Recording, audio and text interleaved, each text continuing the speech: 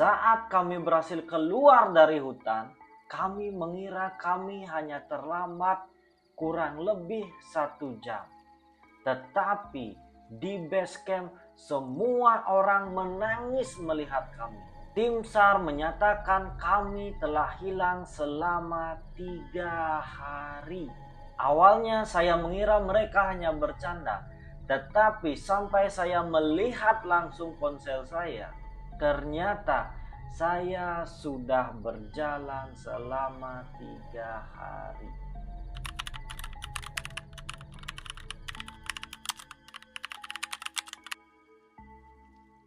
Oke teman-teman, jadi kembali lagi di kisah mistis.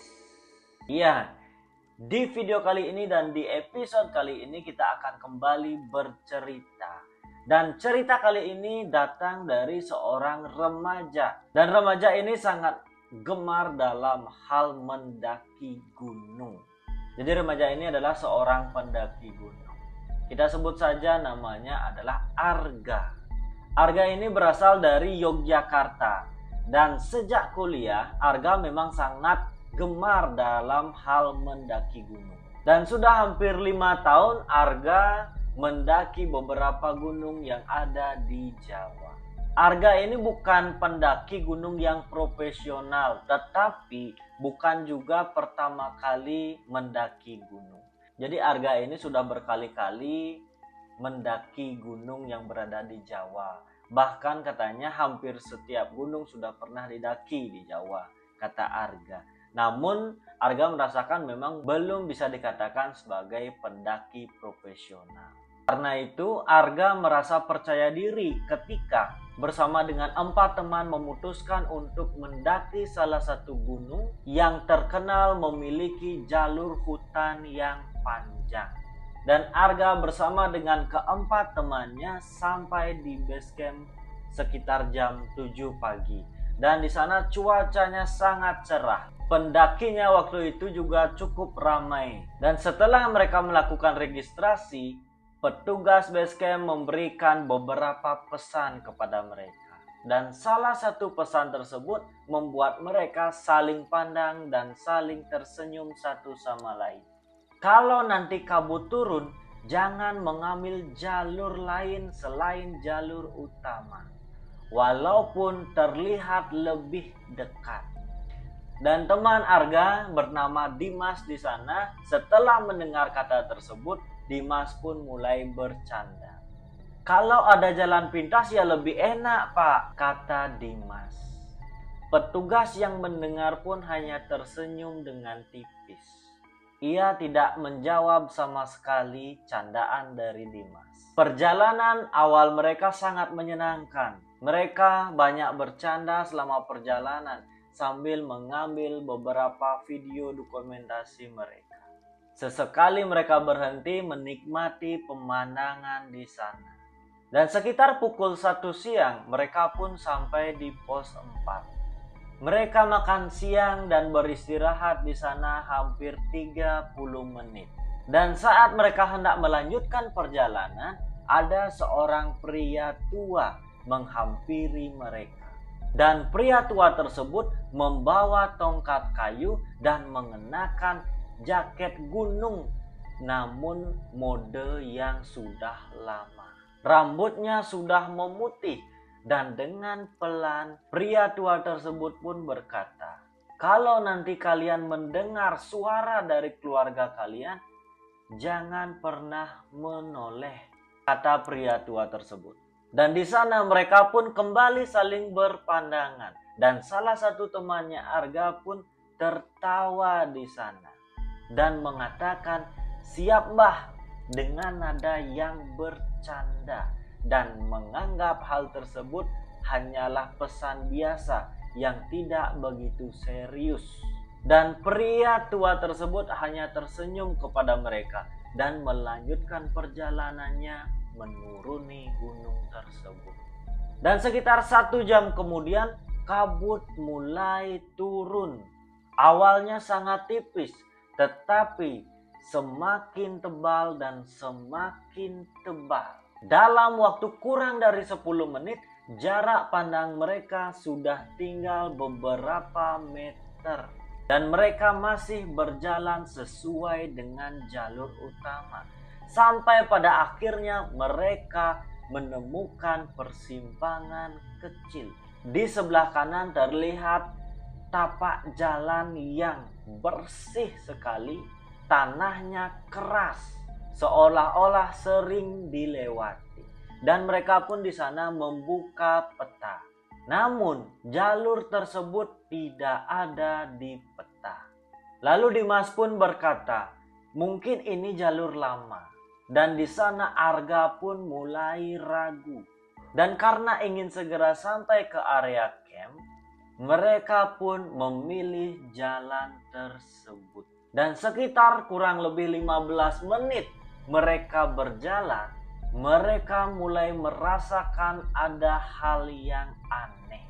Tidak ada suara burung, tidak ada suara angin. Dan pada saat itu, hutan serasa di-mute. Tidak ada suara apapun. Sunyi sekali.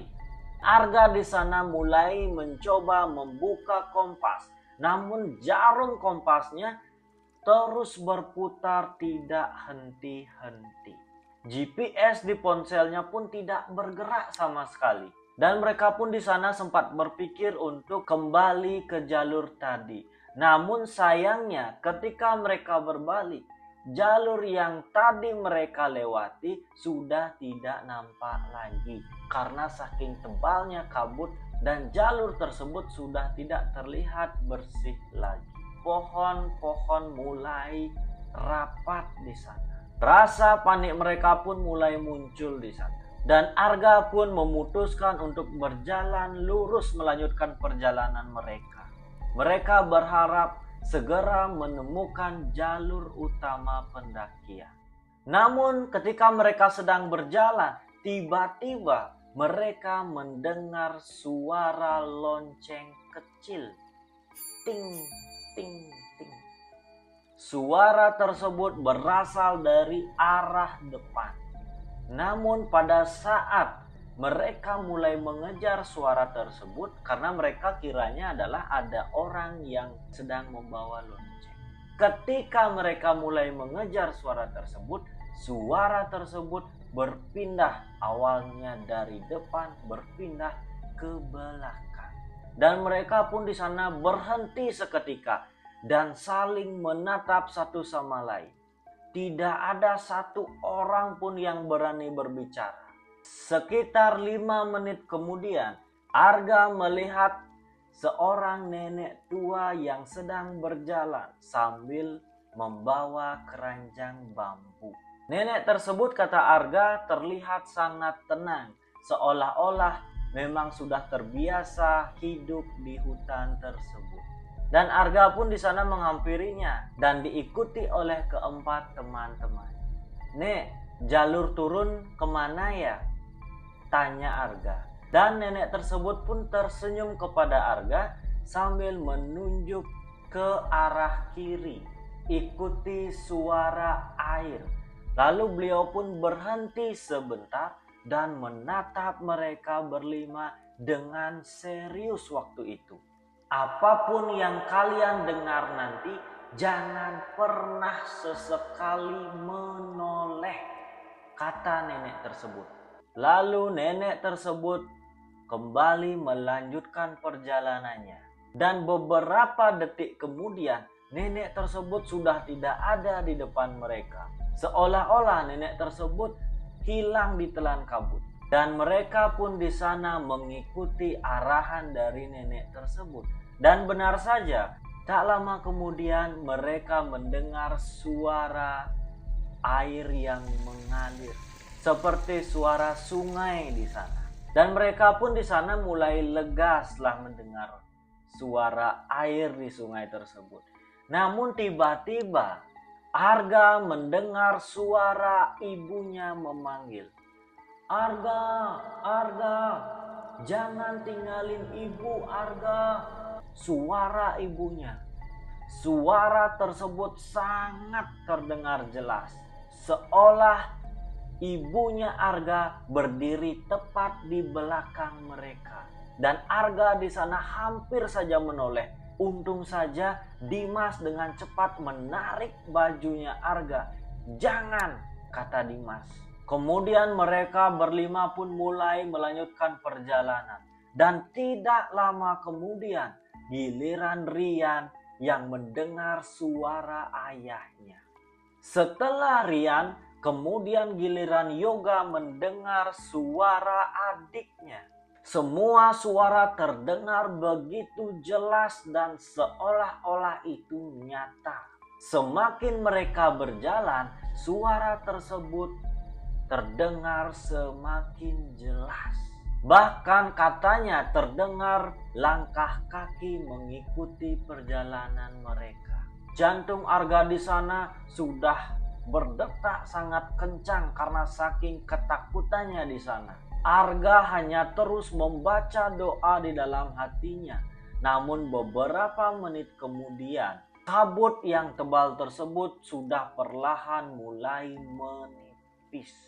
Dan terlihat papan kayu berada di depan dengan tulisan pos 2. Mereka pun langsung berlari menuju ke sana. Setelah mereka tiba di sana, mereka pun mulai kebingungan. Karena mereka melihat suasana yang tidak biasa. Puluhan orang berkumpul di sana dan beberapa orang menggunakan pakaian sar. Dan begitu orang-orang tersebut melihat mereka berlima, salah satu perempuan menghampiri mereka lalu menangis melihat mereka. Dan di sana Arga pun baru sadar ternyata perempuan tersebut adalah kakaknya Dimas.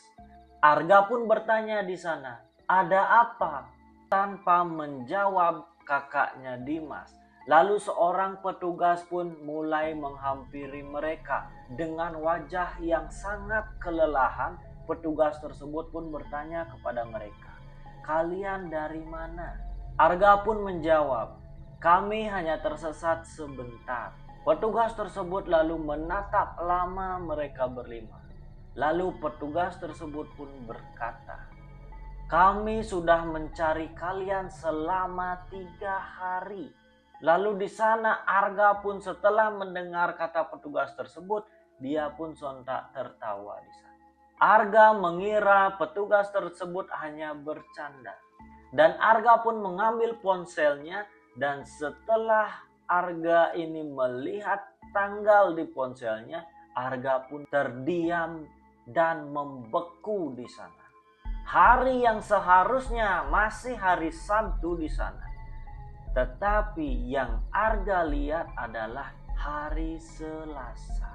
Dan Arga pun menunjukkan ponselnya di sana kepada 4 temannya, dan semua temannya membeku sambil saling tatap satu sama lain. Mereka pun terdiam. Tidak ada sepatah kata pun yang mampu dijelaskan.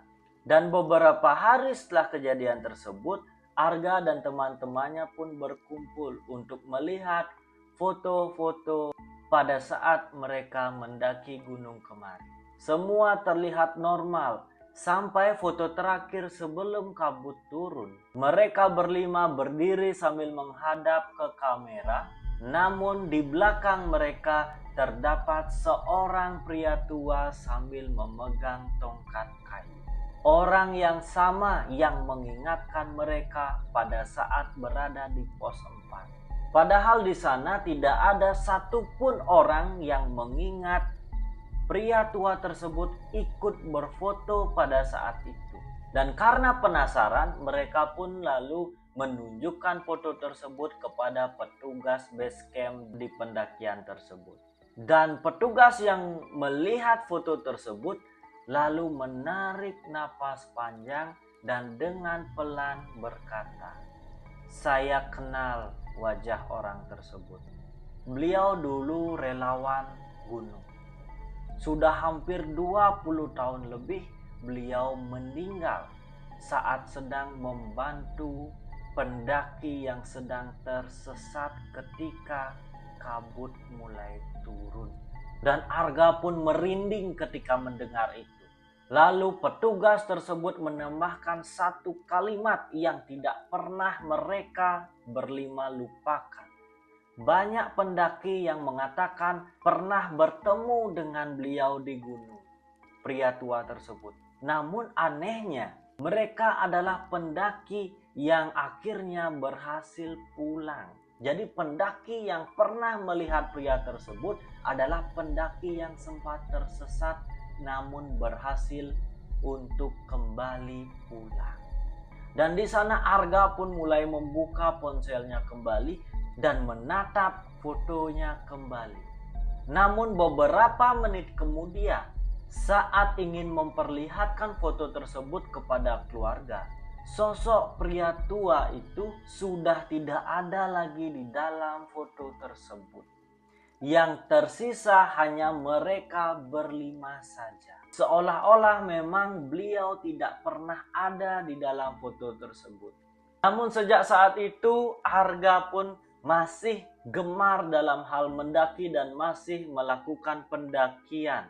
Tetapi satu hal yang Arga sangat ingat, setiap kabut mulai turun, Arga akan berhenti sejenak dan menarik nafas panjang, memastikan kakinya masih berada di jalur utama pendakian.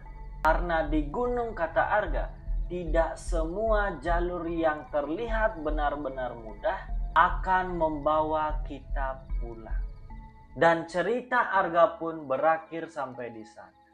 Dan itu cerita dari seorang Arga, sosok yang cinta terhadap pendakian, sosok yang gemar dalam hal mendaki.